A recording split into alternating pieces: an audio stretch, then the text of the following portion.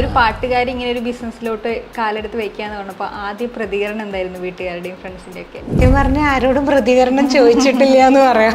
ദൈവം തന്നതല്ലാതൊന്നും ഇല്ല എൻ്റെ ജീവിതത്തിൽ. പാട്ടിന്റെ ഈണത്തിനൊപ്പം കൽപ്പാത്തിയുടെ രുചിയും, ആഹാ നല്ല കോമ്പിനേഷൻ. അങ്ങനെയൊന്ന് യാഥാർത്ഥ്യമാക്കിയിരിക്കുകയാണ് പ്രശസ്ത പിന്നണി ഗായികയായ ചിത്ര അരുൺ. കൽപ്പാത്തിയിൽ നിന്ന് കൊച്ചിയിലെത്തി മെലഡികളിലൂടെ ആസ്വാദക മനസ്സ് കവർന്ന ചിത്ര കൽപ്പാത്തിയുടെ രുചിയും കൊച്ചിയിൽ എത്തിച്ചിരിക്കുകയാണ്.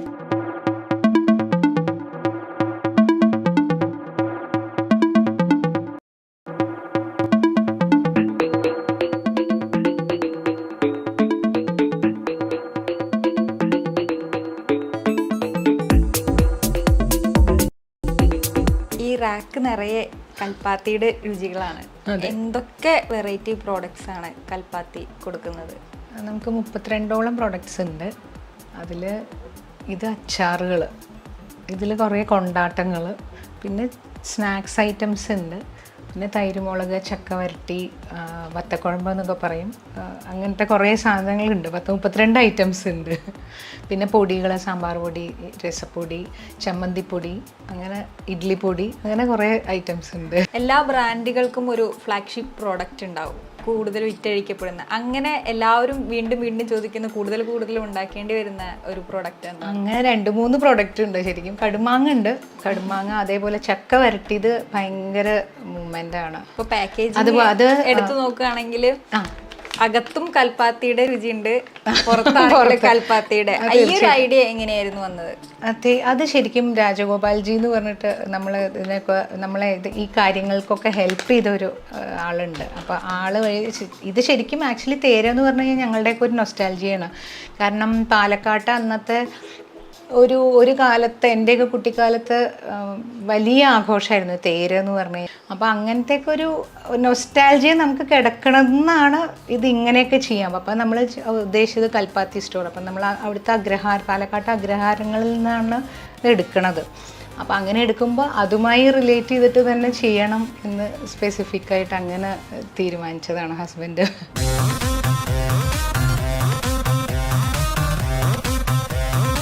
പാലക്കാടിന് തനതായിട്ടുള്ള ഒരുപാട് രുചികളുണ്ട്. വേറെ കേരളത്തിന് വേറെ ഭാഗത്തില്ലാത്ത ഒരുപാട് രുചികളുണ്ട്. ശരിക്കും എനിക്ക് തോന്നേ കണ്ണിമാങ്ങ എന്ന് പറഞ്ഞാൽ കുറേ നാടുകളിലുണ്ട്, പക്ഷെ പലയിടത്തെയും പ്രിപ്പറേഷൻസ് പലതാണല്ലോ. അപ്പോൾ അതിൻ്റെ ഒരു വ്യത്യാസമായിരിക്കും. അപ്പോൾ നമ്മുടെ നാട്ടിലുള്ള, ഇപ്പോൾ വീട്ടിലൊക്കെ ഞാനൊക്കെ കുട്ടിയാകുമ്പോൾ ഞങ്ങൾ വീട്ടിൽ തന്നെയാണ് കണ്ണിമാങ്ങ ഇട്ടിരുന്നത്. പിന്നെ ഈ മാങ്ങ ആ പ്രായത്തിൽ ആ പാകത്തിൽ കിട്ടണം നമുക്ക്. അതായത് മൂത്ത് കഴിഞ്ഞാൽ ഈ പറയണ പോലെ അളിഞ്ഞു പോവും. നമ്മൾ ഇട്ട് കഴിഞ്ഞാൽ ഒരു കുറച്ച് നാൾ കഴിഞ്ഞ് എടുക്കുമ്പോഴേക്കും ആ മാങ്ങ അളിഞ്ഞു പോവും. അപ്പോൾ നമ്മൾ എടുക്കുമ്പോൾ ഇങ്ങനെ അതെങ്ങനെയാണ് പറയുക, നമ്മൾ ഒരു ശരിക്കും ഇപ്പോൾ ഇതിലെ മാങ്ങകൾ നോക്കിക്കഴിഞ്ഞാൽ ക്രഞ്ചി ആയിട്ടിരിക്കും. നമ്മളിപ്പോൾ കഴിച്ച് കഴിഞ്ഞാൽ മേലെ കടിച്ചാൽ അടിയിൽ കൂടെ ചുണങ്ങ് ഇങ്ങനെ വരും. അപ്പോൾ അതാണ് ശരിക്കും ഒരു പാകം. ആ ചുണ ഇങ്ങനെ ഇറങ്ങി വന്നിട്ട് ഇതിൻ്റെ ഒരു ടേസ്റ്റ് കിട്ടാനുണ്ട്. അത് ശരിക്കും ഇപ്പം 1-2 പേരൊക്കെ ഇങ്ങനെ പറഞ്ഞു എരിവ് കൂടുതൽ. ശരിക്കും എരിവല്ല, എരിവിനേക്കാൾ ഉപരിയായിട്ട് ഈ ചുണയ്ക്ക് ഭയങ്കര ഫ്ലേവറാണ്. ആ ഫ്ലേവറാണ് നമ്മളിൽ ശരിക്കും വേറെ ഇതൊന്നുമില്ല. എണ്ണയാണ്. എല്ലാവരും വിചാരിക്കും അത് എണ്ണയാണെന്ന് വിചാരിക്കും. അതല്ല, ആക്ച്വലി അതിൻ്റെ ചുണ ഇറങ്ങിയിട്ടുള്ള ഇതാണ്. അത് കാണുമ്പോൾ എണ്ണ പോലെ ഇങ്ങനെ നിൽക്കണതാണ് അത്. അപ്പോൾ അത് ആ ഒരു പാകത്തിൽ മാങ്ങ കിട്ടണം. അപ്പം അങ്ങനെ കിട്ടാതെ ബുദ്ധിമുട്ടായി തുടങ്ങി. നമുക്കത് കറക്റ്റ് സീസണിൽ, ഇപ്പം പണ്ടൊക്കെ നമ്മുടെ വീടുകളിൽ തന്നെ ഇതിൻ്റെ കുട്ടി മാങ്ങകൾ ഉണ്ടാവുമായിരുന്നു. ഇപ്പം പിന്നെ അങ്ങനെയൊന്നും ഇല്ല. അങ്ങനത്തെ കുറേ എല്ലാവരും ഭാഗമൊക്കെ വെച്ച് പലതായി, പിന്നെ ആരും ഉണ്ടാക്കാനില്ല. അങ്ങനെയൊക്കെ ഉള്ളതായപ്പോഴാണ് നമ്മൾ പുറമേന്ന് വാങ്ങി തുടങ്ങിയത്. അപ്പോൾ പിന്നെ നമ്മുടെ വീട്ടിലെ രുചികളുമായിട്ട് മാക്സിമം മാച്ച് ചെയ്യുന്ന രുചികൾ ഏതാണെന്നുള്ളത് അങ്ങനെ നമ്മൾ നോക്കിയിട്ടാണ് ഇങ്ങനെ ഒരു സംഭവത്തിലേക്ക് എത്തിയത്.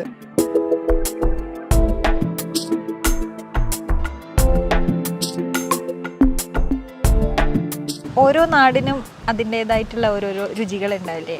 ആ ഒരു രുചികളുടെ ആ ഒരു മിസ്സിംഗ് ആണോ കൽപ്പാത്തിയിലേക്ക് എത്തിയത്?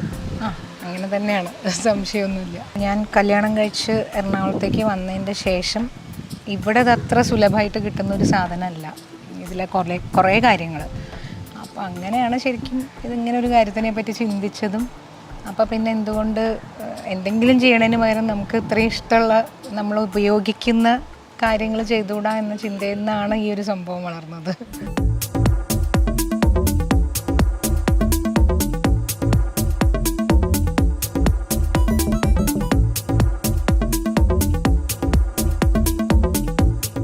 പറഞ്ഞു ചക്കക്കാലാവുമ്പോൾ നമ്മൾ ഒരുപാട് ചക്കയുടെ വിഭവങ്ങളുണ്ട്. അങ്ങനെ സീസണൽ ആയിട്ടുള്ള ഫ്രൂട്ട്സ് സാധനങ്ങൾ ഉപയോഗിച്ചിട്ടുള്ള പ്രോഡക്ട്സ് ഉണ്ടോ കൽപ്പാത്തി? എല്ലാ ഫ്രൂട്ട്സും ഒന്നുമില്ല. നമ്മൾ ഈ ചക്കയും മാങ്ങയും തന്നെയാണ് മെയിനായിട്ടുള്ളത്. പിന്നെ പപ്പടം ഉണ്ട്, അതേപോലെ തക്കാളി പപ്പടം, അങ്ങനെ കുറേ പപ്പടത്തിൻ്റെ കുറേ വെറൈറ്റികൾ. പാലക്കാട് ഈ പറഞ്ഞ പോലെ പപ്പടം ഇല്ലാതെ ആരും, പപ്പടം അല്ലെങ്കിൽ അരിക്കൊണ്ടാട്ടം, അച്ചാർ, തൈര്, ഇതൊന്നും ഇല്ലാതെ ആരും ഭക്ഷണം കഴിക്കില്ല. ഞങ്ങൾക്കൊക്കെ സദ്യയിലും നിർബന്ധമാണ് അത്. ഇതൊന്നും ചിലപ്പോൾ നിങ്ങൾ കഴിച്ചിട്ടുണ്ടാവും എന്നറിയില്ല. താമരക്കിഴങ്ങ് എന്ന് പറയും. നമ്മുടെ താമരയുടെ വള്ളി ഉണ്ടല്ലോ, അത് മുറിച്ചുണ്ടാക്കണതാണത്. അതാണ് അതാണ് അതിന്റെ ഷേപ്പ് കണ്ടോ, അതിന് ഓട്ട പോലെ ആ സാധനം വെണ്ടക്കയുടെ ഒരു ഷേപ്പ്. അത് തന്നെ. അതേപോലെ ഇത് താമരയുടെ വള്ളിയാണ് അത് ശരിക്കും.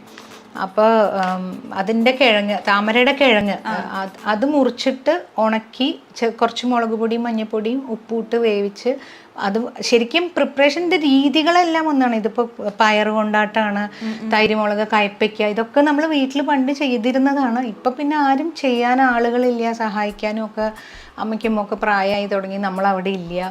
ഓരോ രുചിക്കും ഓരോ രുചിക്കൂട്ടുകൾ ഉണ്ടാവില്ലേ, അതൊന്നും മിസ് ചെയ്യാണ്ട് ആ രുചിക്കൂട്ടുകളൊക്കെ ആരായിരുന്നു പറഞ്ഞു തന്നിട്ടുള്ളത്? അമ്മ തന്നെയാണ്. അമ്മ എന്ന് പറഞ്ഞപ്പോൾ എല്ലാ വീട്ടിലും അതിപ്പോൾ എല്ലാവർക്കും പൊടിക്കൈകൾ എന്തെങ്കിലുമൊക്കെ ഉണ്ടാവില്ല, അത് പലർക്കും പലതായിരിക്കും.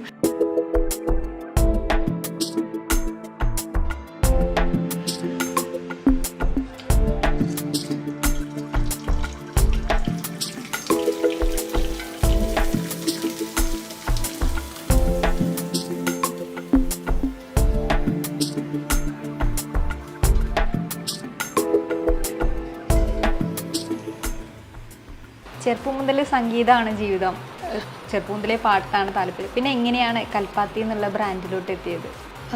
ചെറുപ്പം മുതലേ പാട്ടാണ് താല്പര്യം എന്നൊക്കെ പറയാമോ? അങ്ങനെ പറഞ്ഞു കഴിഞ്ഞാൽ അതൊരു നുണയാവും തോന്നുന്നു. കുട്ടിയിൽ പാട്ട് പഠിച്ചിരുന്നു, അച്ഛൻ്റെ അമ്മയുടെയും നിർബന്ധത്തിനാണ് പഠിച്ചിരുന്നത്. പിന്നെ അതൊരു പ്രൊഫഷനായത് കല്യാണം കഴിഞ്ഞ് എറണാകുളത്തേക്ക് ഹസ്ബൻഡ് അരുണിന് ഇവിടെയാണ് ജോലി. അപ്പോൾ അങ്ങനെ ഞങ്ങൾ ഇങ്ങോട്ട് ഷിഫ്റ്റ് ചെയ്ത്, ഞങ്ങളല്ല, ആൾ ഇവിടെ തന്നെയായിരുന്നു. ഞാനിങ്ങോട്ട് വന്നതിൻ്റെ ശേഷമാണ് ഈ പറയണ PR മുരളി എന്ന് പറയുന്ന ഒരു മ്യൂസീഷ്യനെ യാദൃശ്ചികമായിട്ട് പരിചയപ്പെട്ടു. അങ്ങനെ അദ്ദേഹം വഴിയാണ് ഞാനിതൊരു ഗാനമേളയിലേക്കും അല്ലെങ്കിൽ ഒരു റെക്കോർഡിങ് അങ്ങനെ ഒരു ഇതിലേക്കൊക്കെ വന്നത് അദ്ദേഹം വഴിയാണ്. അതല്ലെങ്കിൽ ഒരു പക്ഷേ വല്ല പാട്ട് ടീച്ചറൊക്കെ അങ്ങനെ ഒരു ഇത് എൻ്റെ മനസ്സിലുണ്ടായിരുന്നൊരു കാര്യമല്ല ഇത്.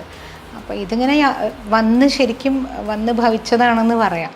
ഞാനങ്ങനെ പാട്ട് അങ്ങനെ ഭയങ്കര പാഷനൊക്കൊന്നും അപ്പം എനിക്ക് അങ്ങനെ ആയിരുന്നില്ലേ. പക്ഷെ പിന്നെ അതൊരു പ്രൊഫഷനായപ്പോൾ ഞാൻ പിന്നെ അതിനെ സീരിയസ് ആയി കണ്ടുകൊണ്ട് കോളേജിലൊക്കെ ചേർന്നപ്പോൾ കുറച്ചുകൂടി സീരിയസ് ആയിരുന്നു. നമ്മൾ എല്ലാവരും നല്ല രീതിയിൽ പ്രാക്ടീസ് ചെയ്യലും അങ്ങനെയൊക്കെ ഉണ്ടായിരുന്നു. അപ്പോൾ പിന്നെ അതൊരു ജോലിയായപ്പോൾ പിന്നെ അത് ആത്മാർത്ഥമായി ചെയ്യാൻ തുടങ്ങി. പിന്നെ കൽപ്പാത്തിയിലേക്ക് എത്തിയതിൻ്റെ കാരണം ഇതൊക്കെ തന്നെയുള്ളൂ. ശരിക്കും നമ്മൾ മിസ് ചെയ്യുന്ന ഭക്ഷണങ്ങളാണ്. അപ്പോൾ നമുക്കിത് ഇവിടെ എറണാകുളത്തേക്ക് വന്ന സമയത്ത് നമുക്കിത് അത്ര സുലഭമായിട്ട് ഇപ്പോഴും എല്ലാ സാധനങ്ങളും നമുക്കിവിടെ എപ്പോഴും കിട്ടില്ല.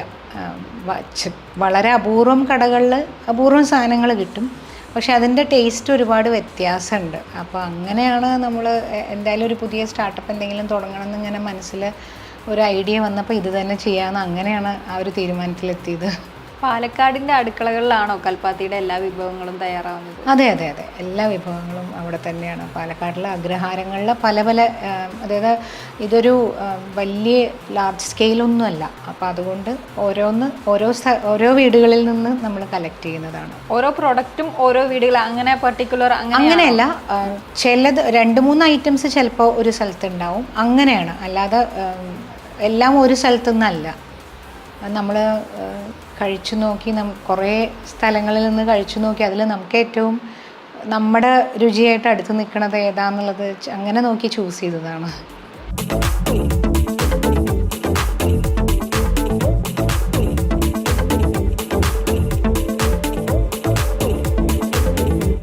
നമ്മൾ തുടങ്ങിയ സമയത്ത് ഒരുപാട് സ്റ്റോക്ക് ചെയ്തില്ല. കാരണം ഇതെങ്ങനെ പോവും, എത്ര പേരിലേക്ക് എത്തും എന്നൊന്നും അറിയില്ല, എല്ലാവർക്കും ഇഷ്ടാവുമെന്നൊന്നും നമുക്കറിയില്ലല്ലോ. അപ്പോൾ അതുകൊണ്ട് ഞങ്ങൾ അധികം സ്റ്റോക്ക് ചെയ്തില്ല വാങ്ങിയിട്ട്. അപ്പോൾ അതുകൊണ്ട് അത് തീർന്നു, ഔട്ട് ഓഫ് സ്റ്റോക്കായി. കുറേ എൻക്വയറി ഉണ്ടായിരുന്നു. അതേപോലെ ചക്കപ്പപ്പടം, അതും എല്ലാം സീസണലാണ്. അതാണ് ഇതിൻ്റെ ഒരു. ഇപ്പോൾ നമ്മൾ ഈ ഒരു വർഷം ഇടുന്നത് മാത്രമേ ഉണ്ടാവുള്ളൂ. അത് കഴിഞ്ഞ് കഴിഞ്ഞാൽ കഴിഞ്ഞു, പിന്നെ നമുക്ക് കിട്ടില്ല അത്. ഇങ്ങനെ നൊസ്റ്റാൾജിക് ആയിട്ടുള്ള പ്രോഡക്റ്റുകൾക്ക് വേണ്ടിയിട്ട് ബ്രാൻഡ് വേണം എന്ന് ചിന്തിച്ചപ്പോൾ കൽപ്പാത്തി എന്നുള്ള ഒരു പേര് അധികം ആലോചിക്കേണ്ടി വന്നില്ല എന്നറിയാം. എന്നാൽ എങ്ങനെയായിരുന്നു അതിലേക്ക് എത്തിയത്?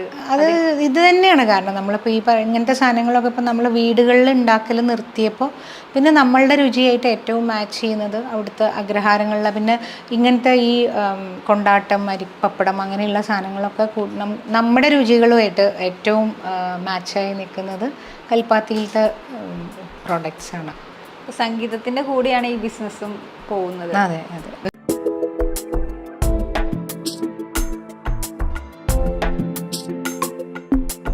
ഏതൊരു പ്ലേബാക്ക് സിംഗറുടെയും ഒരു ആഗ്രഹമായിരിക്കും നല്ലൊരു കൂട്ടുകെട്ടിലെ പാട്ട് പാടുക. അങ്ങനെയുള്ളൊരു കൂട്ടുകെട്ടിലാണ് റാണി പത്മിനിയിലെ നല്ലൊരു പാട്ട്. ആ പാട്ടൊന്ന് ഞങ്ങൾക്ക് വേണ്ടി പാടാം. പാടാം. ഒരു മകര നിലാവായി തളിരില തഴുകൂ, പെരുമഴ ചെവിയോർക്കും പുതുനിലമായി നിൽപ്പൂ ഞാൻ. ഒരുപാട് സിനിമകളിൽ പാടി നല്ല ഒരുപിടി ഗാനങ്ങൾ. ഈ പാട്ടും ഈ ബിസിനസ്സും ഒക്കെ കൂടെ എങ്ങനെയാണ് മെയിൻറ്റെയിൻ ചെയ്തു പോകുന്നത്? ബിസിനസ് ഇപ്പോഴേ ഉള്ളൂ കേട്ടോ ആയിട്ടുള്ളൂ. അങ്ങനെ ഒരു പാട്ടുകാരി ഇങ്ങനെ ഒരു ബിസിനസ്സിലോട്ട് കാലെടുത്ത് വയ്ക്കാന്ന് പറഞ്ഞപ്പോൾ ആദ്യ പ്രതികരണം എന്തായിരുന്നു വീട്ടുകാരുടെയും ഫ്രണ്ട്സിൻ്റെ ഒക്കെ? സത്യം പറഞ്ഞാൽ ആരോടും പ്രതികരണം ചോദിച്ചിട്ടില്ല എന്ന് പറയാം. ഞങ്ങൾ തീരുമാനിച്ചു, ഞങ്ങൾ ചെയ്യണു, അങ്ങനെയുള്ളൂ. എന്നാണ് അതിൻ്റെ ബാക്ക് ബോൺ. എന്തൊക്കെ പറഞ്ഞാലും ഞാൻ ഈ പറയണ പോലെ നമ്മൾ ഈ ടേസ്റ്റ് നോക്കൽ അങ്ങനത്തെ പരിപാടികളൊക്കെയാണ് മെയിനായിട്ട് ഞാൻ ചെയ്തിരിക്കണേ. നിലവിൽ കൽപ്പാത്തിയുടെ പ്രോഡക്റ്റ് എങ്ങനെയാണ് ആവശ്യക്കാരിലേക്ക് എത്തുന്നത്? ഓൺലൈനായിട്ട് മാത്രമേ ഉള്ളൂ ഇപ്പം നിലവിൽ. നമുക്ക് അല്ലാതെ ഉള്ളതില്ല, ഷോപ്പായിട്ടില്ല. കുറേ പേര് അത് ചോദിക്കുന്നുണ്ട്, ഷോപ്പ് എവിടെയാണ്, ഞങ്ങൾ അവിടെ വന്ന് വാങ്ങാം. അപ്പോൾ നമുക്ക് ഇപ്പം നിലവിൽ ഷോപ്പായിട്ട് തുടങ്ങിയിട്ടില്ല നമ്മൾ. കാരണം ഏതൊക്കെ പ്ലാറ്റ്ഫോമിൽ അവൈലബിൾ ആണ്? ആമസോണിലുണ്ട്, ഫ്ലിപ്കാർട്ടിലുണ്ട്, നമ്മുടെ സ്വന്തം വെബ്സൈറ്റ് ഉണ്ട്, പിന്നെ വാട്സപ്പ് ത്രൂ നമുക്ക് ഓർഡർ ചെയ്യാൻ പറ്റും. അങ്ങനെ ആ രീതികളൊക്കെ ഉണ്ട്. നമുക്ക് കൊറിയർ ചെയ്ത് നമ്മൾ ചെയ്ത് കൊടുക്കുക തന്നെയാണ് ചെയ്യണത്. മാക്സിമം വേഗം ആമസോണിലൊക്കെ ഒരുപാട് നല്ല രീതിയിൽ സെയിലാവുന്നുണ്ട്.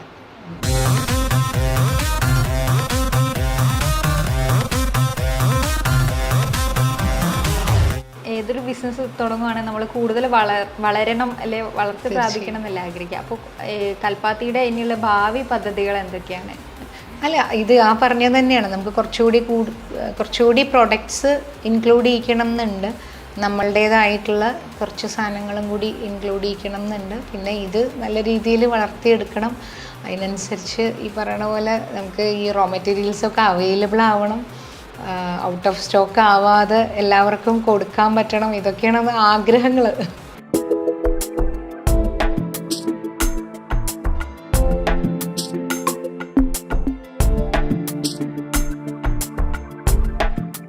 ബാല്യകാലത്താണെങ്കിലും നമുക്ക് ഓരോരോ രുചികളായിട്ട് റിലേറ്റ് ചെയ്യാമല്ലോ. ഇപ്പൊ പാലക്കാട് എന്നൊക്കെ പറയുമ്പോൾ കൽപ്പാത്തി നമ്മൾ പറയുമ്പോൾ കൽപ്പാത്തി രഥോത്സവം വളരെ പ്രസിദ്ധമാണ്. അങ്ങനെ കൽപ്പാത്തിയായിട്ട് ബന്ധപ്പെട്ടിട്ടുള്ള എന്തെങ്കിലും രുചികളുണ്ടോ? പായസങ്ങൾ അങ്ങനെ എന്തെങ്കിലുമൊക്കെ? കൽപ്പാത്തിയായിട്ട് പായസമല്ല, ഇങ്ങനത്തെ സാധനങ്ങളൊക്കെ തന്നെയാണ്. പിന്നെ അവിടെ ഈ പറയണ പോലെ കുറച്ച് വീടുകളിൽ ഉണ്ടാക്കണ കുറച്ച് ബജ്ജികൾ അങ്ങനത്തെയൊക്കെ കുറേ സാധനങ്ങൾ അവിടുത്തെ മാത്രമായിട്ടുണ്ട്. പിന്നെ കൽപ്പാത്തി രഥോത്സവത്തിന് പറയുമ്പോൾ എനിക്ക് തോന്നുന്നു ഭക്ഷണത്തിനേക്കാളും എനിക്ക് അന്ന് കുട്ടിക്കാലത്തുണ്ട്. ഇപ്പോൾ തീർച്ചയായിട്ടും അതാണ്. പക്ഷേ കുട്ടിക്കാലത്ത് നമുക്ക് ഏറ്റവും വലിയ ഓർമ്മകളെന്ന് പറഞ്ഞു കഴിഞ്ഞാൽ അവിടെ തേരുകടകളുണ്ടാവും. ഈ റബ്ബർ പന്ത്, ഈ നമ്മൾ റബ്ബർ പന്തിൽ മറ്റേ എലാസ്റ്റിക് പിടിപ്പിച്ച പണ്ട് ബലൂൺ ഉണ്ടല്ലോ, അങ്ങനത്തെ പോലത്തെ പന്ത് തരും. നമ്മൾ പണ്ട് കുട്ടികളൊക്കെ നമ്മൾ നാട്ടിലൊക്കെ ക്രിക്കറ്റ് കളിക്കുന്ന മറ്റേ റബ്ബർ പന്തിൽ ഈ സാധനം. അപ്പോൾ അതിങ്ങനെ നമ്മൾ എവിടെ എറിഞ്ഞാലും നമുക്ക് കയ്യിൽ തന്നെ വരും. അത് തന്നെ അങ്ങനത്തെ കുറേ സാധനങ്ങൾ.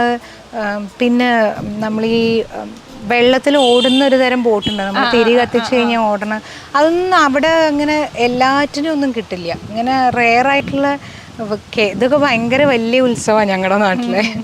അപ്പോൾ അങ്ങനെയുള്ളത്. പിന്നെ കുറേ ഡിഫറെൻറ്റ് വെറൈറ്റി. അന്നൊന്നും നമ്മുടെ നാട്ടിലൊന്നും അങ്ങനെ ഫാൻസി, എൻ്റെ കുട്ടിക്കാലത്തൊന്നും അങ്ങനെ ഫാൻസി സ്റ്റോറൊന്നും ഇത്ര സജീവമായിട്ടില്ല. ഉണ്ടെങ്കിലും സ്ഥിരം കിട്ടുന്ന കുറച്ച് സാധനങ്ങളൊക്കെ ഉണ്ടാവുള്ളൂ.